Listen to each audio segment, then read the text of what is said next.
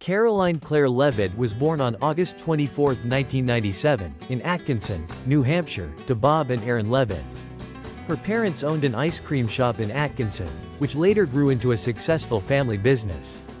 From an early age, Karoline helped out in the shop, learning firsthand the value of hard work, responsibility, and customer service. She was raised in a Roman Catholic household alongside her siblings, in an environment shaped by faith, strong family values, and small business life. These early experiences instilled in her a deep sense of discipline and a strong work ethic, traits that would later define her approach to both public service and leadership.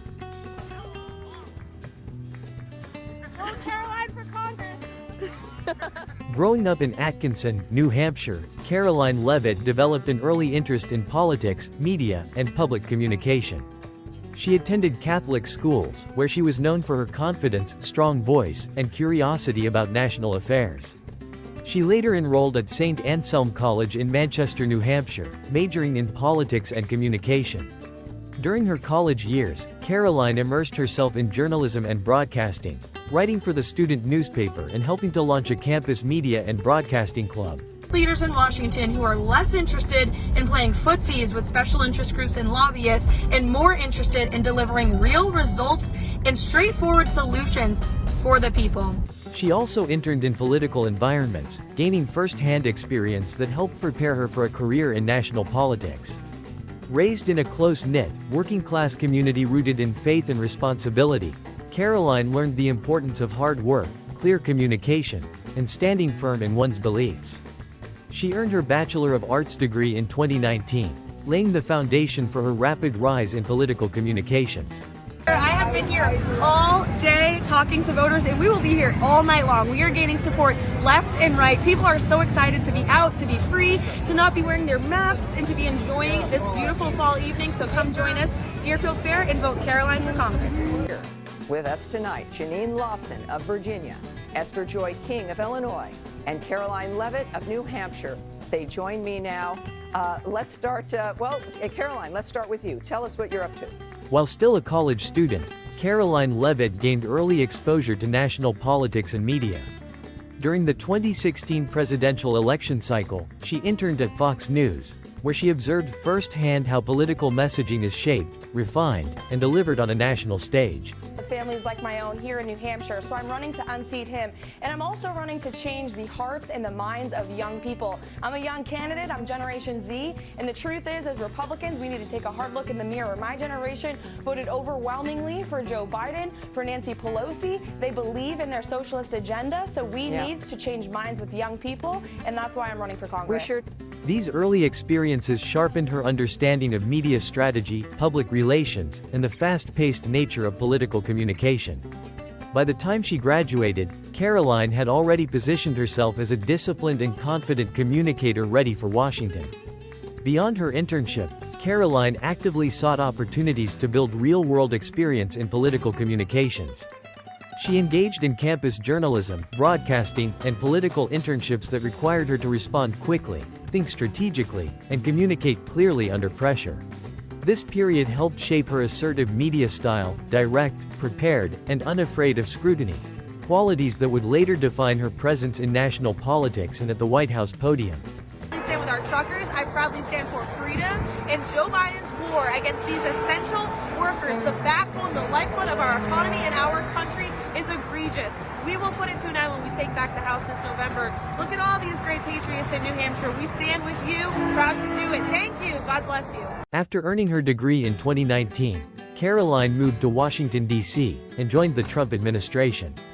She began working in the White House Office of Presidential Correspondence, helping manage communications between the administration and the American public. She was later promoted to Assistant White House Press Secretary, a role that placed her directly in the high-pressure environment of the White House briefing operation.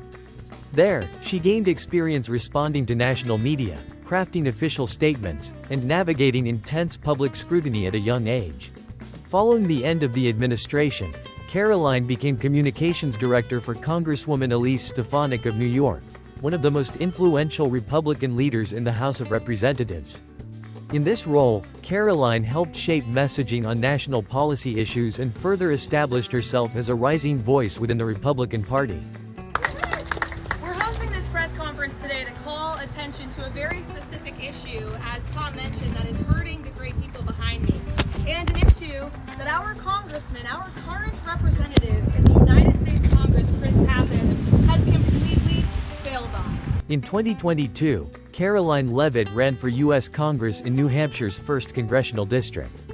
She won the Republican primary, becoming one of the youngest GOP nominees in the country. Although she lost the general election, the campaign significantly raised her national profile and solidified her reputation as a bold and effective communicator. I'm Karoline Leavitt in New Hampshire's my home. I grew up here in a business family, then worked for President Trump, fighting against the fake news and political elite. Now, they're back. Biden, Pelosi, Chris Pappas are destroying our economy, brainwashing our children, and allowing illegals to invade. But together, we can fight back and win again. I'm Karoline Leavitt, and I approve this message because our home and freedom are worth fighting for. Karoline Leavitt for Congress. Here now is someone that I know well. Her name is Karoline Leavitt, Republican New Hampshire congressional candidate. Karoline, for viewers that don't know, you were my assistant press secretary. Yes. You did a phenomenal job. Thank you. And now you're running for Congress. And I could not be more proud of you, more thankful for you being willing to put your name out there. You are a dedicated public servant. You have unwavering principle. And no matter going gets tough, hard days, easy days, I know you're a rock-solid conservative, and you've really proven that. Congratulations on all your success. In 2024, Karoline Leavitt returned to center stage as press secretary for Donald Trump's presidential campaign. Her frequent media appearances and combative yet disciplined style quickly made her one of the most recognizable figures on the campaign trail. Calm under pressure and unapologetically direct, she became a central voice defending the campaign amid intense media scrutiny. At the same time, Karoline's personal life was entering a major new chapter. She was engaged to Nicholas Riccio, a real estate developer who largely stayed out of the political spotlight. Their relationship provided stability and support during one of the most demanding periods of her career, as she balanced the pressures of national politics with building a family. Her strong performance throughout the campaign, both professionally and personally, positioned her for the next major step in her career, setting the stage for her historic appointment to the White House. White House press secretary, spokesperson for the Trump-Vance transition, Karoline Leavitt. Did I read you're going to be the youngest person to ever hold that position? That is correct, Sean, yes. All right, congratulations, number one. You do know that you're walking into hostile territory, right?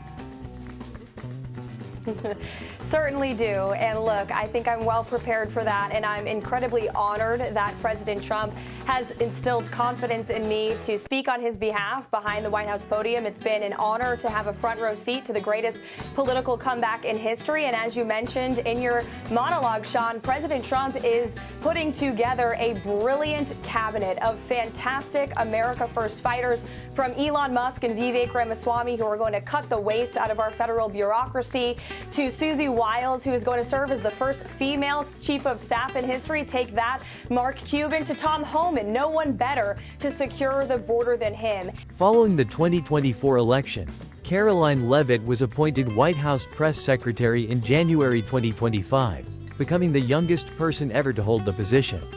At just 27 years old, she stepped behind the world's most powerful podium, responsible for shaping national messaging and addressing the American people on behalf of the administration. At the same time, this milestone coincided with a major personal transition. Just weeks before the inauguration, Karoline married Nicholas Riccio in January 2025, quietly entering married life as she prepared to take on one of the most demanding roles in American politics.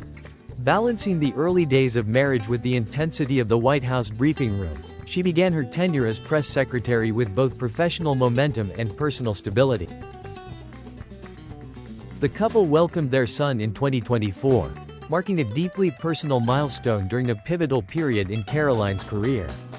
Becoming a mother while preparing for national leadership added a new dimension to her sense of responsibility and purpose. Balancing marriage, motherhood, and one of the most demanding roles in American politics, Karoline Leavitt has come to represent a new generation of leadership, one that embraces family life while serving at the highest levels of public responsibility. Her story reflects a modern reality in which personal commitment and public service are not competing priorities, but complementary forces shaping how she leads, communicates, and serves the country.